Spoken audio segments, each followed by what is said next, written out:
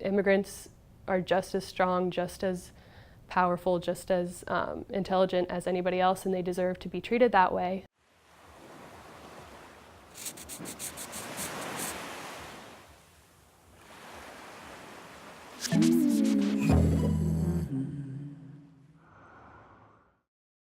Hi, my name is Maya. I'm half Italian and a quarter Moroccan.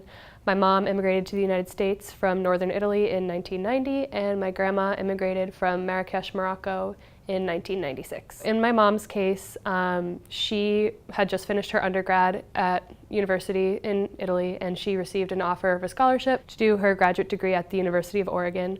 So she took that and moved to Eugene, Oregon, where my family lives now, and was a grad student there. And then she intended on just doing her graduate degree and then going back to Italy for the rest of her life and career. But then she ended up getting an extension offer on that scholarship to do her PhD, so she ended up staying. And then in that time, she met my dad, and the rest is history. She never moved back to Italy. And in my grandma's case, she grew up in a rather oppressive household with a very strict father. She was only allowed to go to school through 8th grade because girls at that time were not allowed to go to school in Morocco. And she wanted more. She wanted a career. She wanted a family outside of that. When she was 22 years old, she moved to Paris, where she lived there for 2 years. And then my grandpa was on a US Air Force base there in France, where they met at a ball, and they fell in love, and then they ended up getting married. And my dad was born in France in 1965, and then they moved to the US in 1966. For my grandma, her coming to the US was definitely a much more difficult adjustment, just because of the fact that my grandpa was a government employee, and he feared that his job could be on the line if people at his work knew that he was married to a Moroccan woman, a woman from a predominantly Muslim country. He, was worried about that. So wherever they lived, they moved quite often. Wherever they lived, they basically told everyone, all of their friends, everyone at my grandpa's work, that she was from France.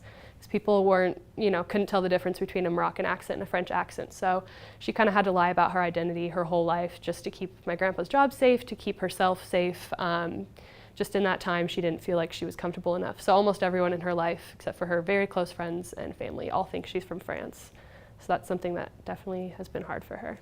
For my mom, her biggest challenge has certainly been being away from her family. She had to always make that decision, because now that she had children in the United States and her job and her life is here, but her family's all still in Italy, she always had to make that decision of, do I stay here with my children? Do I go home? It's expensive and long travel to be able to go home all the time. And especially both her parents passed away, and when that was happening, that was really hard for her. She, had to make that decision of, do I go be with my parents, in their final months, or do I stay here and take care of my children? We spent most of my summers in Italy as a child, so kind of around the time period when I was learning to speak, like 2 or 3 years old. So when I came back to the US after those summers, I would have to go to school, and I didn't speak English anymore because I only spoke Italian. And then slowly over time, I stopped speaking Italian at home and spoke less and less. We started switching over to English, which was not my mom's choice. That was entirely my choice. I completely regret that now, being older, but at the time I felt like I was like, oh, it's weird I speak another language when I was a little kid, and none of my other friends did, and I just thought it was weird that my mom would speak to me in Italian, so I'd always just respond to her back in English, and I know that made her really upset, but I continued to do it until she just started speaking English to me. So unfortunately, we don't speak Italian at home anymore. My grandma really wanted me to be able to speak French, so I ended up going to a French immersion school all the way from kindergarten through senior year of high school. So that was really important for her, that I knew how to speak French. So yeah, I learned French primarily for her, but it also became something I was really passionate about. This is my mom and I at home in Oregon on a hike, because we did that a lot when I was younger. Something she loved about Oregon, and one of the reasons why she ended up staying was she loved the nature so much. This is my grandma wearing an Emerson College sweatshirt after I moved in and got accepted. She was really proud, so I got her a sweatshirt, and she loves wearing it. So this picture always makes me smile. This is my mom and my grandma at my high school graduation in 2017.